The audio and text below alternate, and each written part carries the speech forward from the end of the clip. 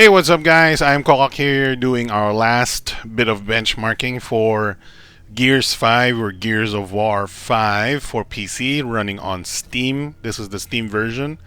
I'm gonna guess it's basically the same as Microsoft Store's version, but anyway. We're running at a resolution of UltraWide 3440 by 1440 for UltraWide fans out there. We also did a benchmark for 4K, 2K, or 2560 by 1440, and also did a 1080p, which was very interesting. We provided some very interesting results. But right now we're doing 3440 by 1440 for, like I said, ultra wide fans out there. So we're gonna kill the minimum frame rate issue thing here. We're gonna, oh, what's going on with here? No, letterbox. Seems like it went to default settings after I changed resolution here. So we're going ultra, full screen 3440 by 1440, VSync off, sorry. Whew, that almost happened. VSync off, minimum frame rate none, maximum, unlimited. And then we'll show stats all. Okay, we also have ultra textures installed, and we're recording this with NVIDIA Shadowplay, so expect maybe a 5 to 10% lower frame rate than actual frame rate. So we're going to save these settings and we're going to do a benchmark on ultra. Turn off diagnostic mode. What is going on? Okay. Save it again. Okay. Ultra 1440p ultra wide. Gonna run the benchmark right now. So if you're asking, we have a i7 6700 CPU. We have 16 gigs of RAM, and the game is running on a SATA SSD, Samsung 850 EVO. This is the benchmark in Ultra. Looks like we're hitting just over 60 FPS, which is sad because that means we're not going to be able to maintain this 60 FPS in demanding firefights. Looking very cinematic though.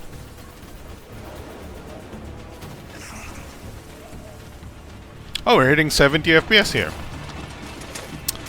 Yeah, this thing looks great at Ultra.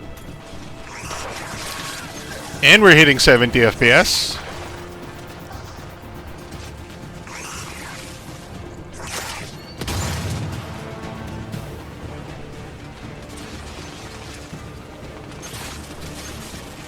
Good stuff so far. Of course, if you're interested in like 144 Hz gaming, that wasn't the best, but here we go. Here's our results. We have 70.5 average frame rate. Our minimum at bottom 5% is 57.1. We are GPU bound for basically the whole time. Okay, that's educational. Pretty much what I expected, but it's sad because with a 1080 Ti you can't. Well, you can probably play this game at ultra settings at this resolution, but you may get some dips. And I really prefer, my sweet spot is the 90 FPS number. I like it around 90 FPS because my ultra wide is 100 Hz display. So we're going to do a benchmark in high, and we're going to do one in medium, and we're going to do one in low as well. Options, video, high, save, and then run. So if you haven't watched our 1080p benchmark, that one was the most educational one. Because it had some issues. 1080p has some issues. And it doesn't... I don't think a better GPU is going to help you at 1080p. Because we were not getting more frames even though the GPU was not maxing out at 1080p. So that was an interesting benchmark there. Here is our benchmark at high settings, ultra-wide 1440p. This seems more in line with what I like, around the 90 frame rate range per second.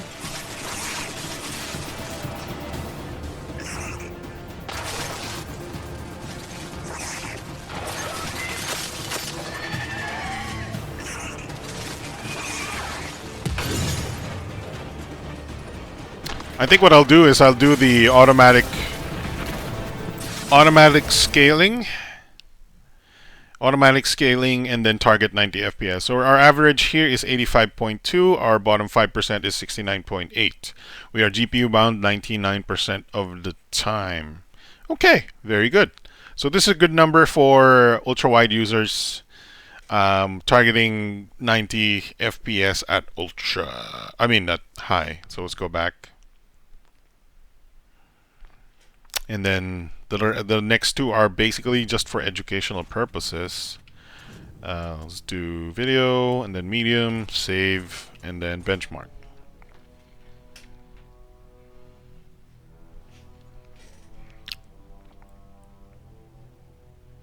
And I never suggest playing at medium or low because this game looks terrible at medium and low, especially at low. But even medium looks pretty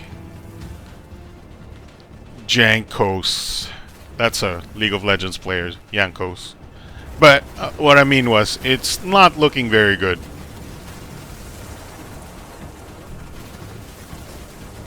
You may think that, wow, this is still pretty impressive, but not 1080 Ti impressive is what I'm saying.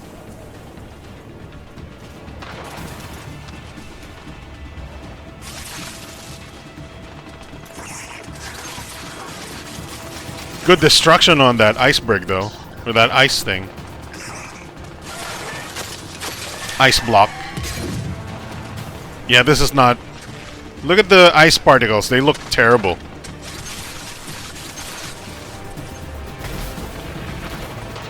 There's no shading on the ice particles is what I'm noticing. Alright, so here we go at medium settings. You get 99.5 FPS average, and then our bottom 5% is 82.4. We are still heavily GPU bound, even more than before for some reason. But that could just be, you know, some variance here. But there's our benchmark for medium settings. We're going to go with low, and then, I don't know. This is pretty uneventful for a benchmark run. Not a lot going on, and a lot of the stats and the results are pretty predictable right now. You should check out the 1080p benchmark because that one was unpredictable.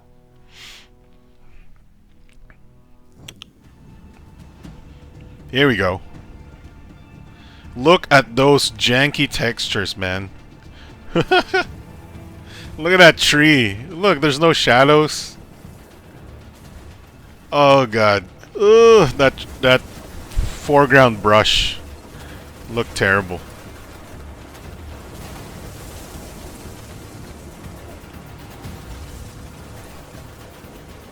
Oh, that van is so ugly. So ugly. Frame rate is at 134. If you absolutely have to have smooth frame rates.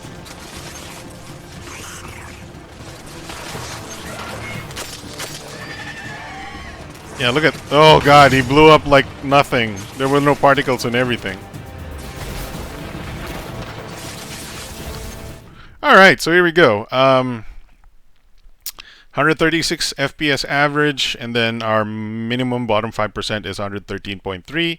We are GPU bound 98.5%. There was a 1.4% time where we were CPU bound. So, wow. Nothing interesting to come out of this benchmarking run. For sure, we're probably just gonna go with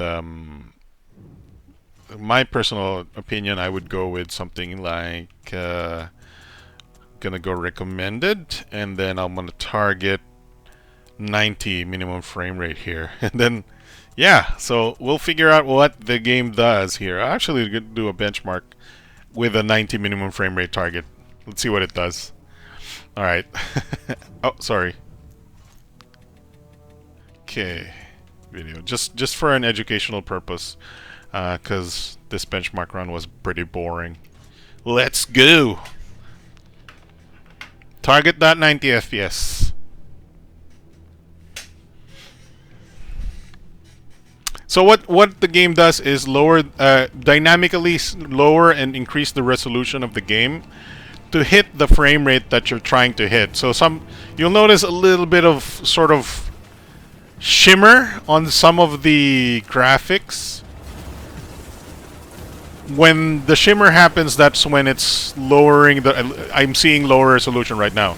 It's starting to get kind of blurry. Yeah, that's kind of starting to get kind of blurry here.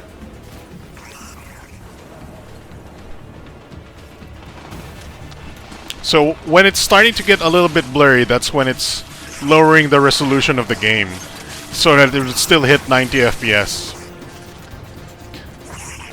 That's the downside to this sort of technique. But it's a nice technique for weaker PCs.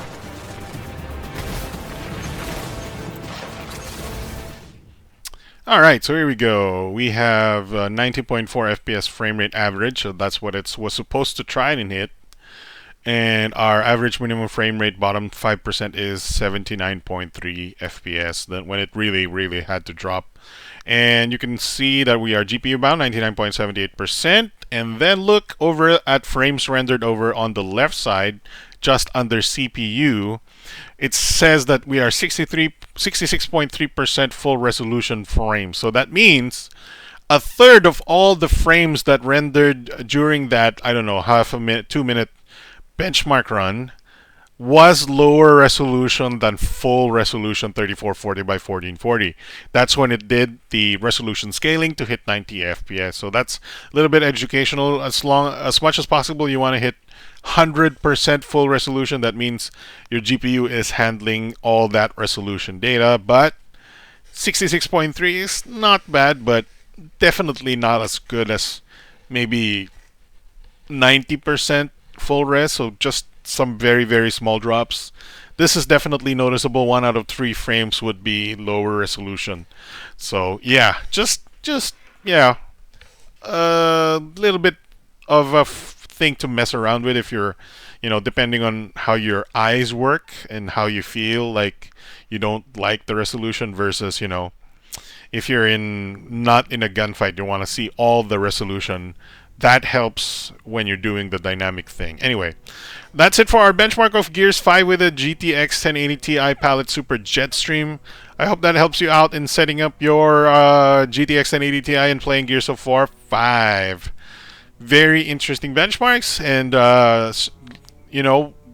Microsoft Game Studios and Microsoft Games have this very interesting feature where it dynamically scales if you use a setting that allows it to dynamically scale. So it's actually a pretty good feature, because if you just want to hit a certain frame rate, just set it there and never mess with the options again. So that's it for now. Alex from I Am Kokak. Hope that helps you out. Thanks for watching. See you guys next time. Bye.